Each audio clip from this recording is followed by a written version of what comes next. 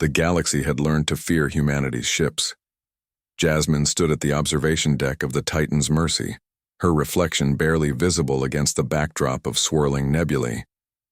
At 8 feet tall and built like a fortress, she was what the other species called a heavy worlder, a human born and raised on a planet with 3 times Earth's gravity. Her bones were dense as titanium, her muscles could bend steel, and her mere presence made most aliens nervous. She had stopped counting how many times she'd been rejected. Another shore leave canceled, she muttered, watching the station lights of Proxima Outpost flicker in the distance. The message on her datapad was polite but clear. Your kind makes our patrons uncomfortable. We respectfully decline your visit, her kind. As if she were a category, not a person. Behind her, the door hissed open. Harry stepped through, carrying 2 cups of recycled coffee. He was what the galactic community considered a normal human. 6 feet. Lean build, born on a Mars colony with 0.38 G. To Jasmine, he looked almost fragile. Saw the message, Harry said, offering her a cup. Their loss. Jasmine took it, careful not to crush the container. Everything required care when you could accidentally break door handles. You don't have to babysit me, Harry. Go enjoy your shore leave. And miss this view? He gestured at the nebula. Besides, someone needs to keep the ship's best engineer company. She smiled, despite herself. Harry had been her friend for 3 years, ever since they'd both signed onto the Mercy's crew. He'd never flinched when she'd accidentally dented a bulkhead during their first meeting, never treated her like a weapon that might go off. The comm system crackled. All crew, this is Captain Torres. We've received a distress call from a Zendari colony ship. Engine failure, life support critical. They're requesting immediate assistance. Harry and Jasmine exchanged glances. The Zendari were one of the galaxy's most delicate species, bird-like beings who thrived in low gravity and thin atmospheres. Their ships were gossamer things, beautiful but fragile. Engineering team to the bridge, Torres continued. We need solutions fast. 20 minutes later, Jasmine studied the holographic display of the Zendari ship. It was dying. A cascade failure had shut down their gravity generators, and the crew, adapted to 0.2 G, were being crushed by the 1G emergency backup systems. We can't dock, their chief pilot reported. Their airlocks can't handle our ship's mass. Shuttle? Someone suggested. Takes too long. They've got maybe 40 minutes. Jasmine's mind raced through possibilities.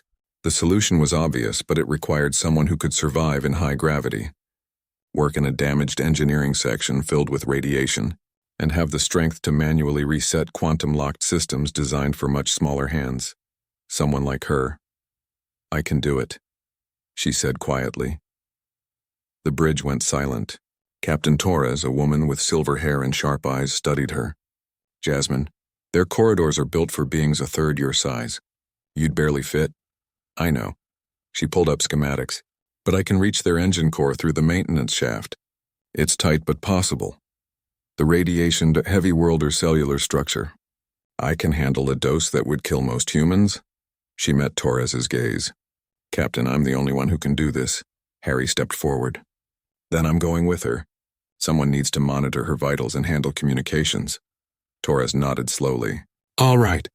But Jasmine, you break yourself, I'm docking your pay. It was a joke, but Jasmine heard the concern beneath it. Understood, Captain. The Zendari ship was indeed beautiful up close, all elegant curves and crystalline structures. Jasmine squeezed through corridors designed for beings barely 4 feet tall, her armor scraping against walls. Through her helmet, she could hear the terrified chirps of the Zendari crew. Harry's voice came through clear. Radiation levels are climbing. You've got maybe 20 minutes. Copy that. She reached the maintenance shaft, a vertical tunnel barely wider than her shoulders. Taking a breath, she began to climb. It was brutal work. Each movement threatened to crack the delicate infrastructure around her. Sweat poured down her face as she hauled herself upward, her muscles burning even with her enhanced physiology. Jasmine, your core temperature is critical, Harry warned. Almost there. She reached the engine core, a pulsing sphere of contained antimatter, its containment field flickering. The quantum locks had frozen in a cascade pattern.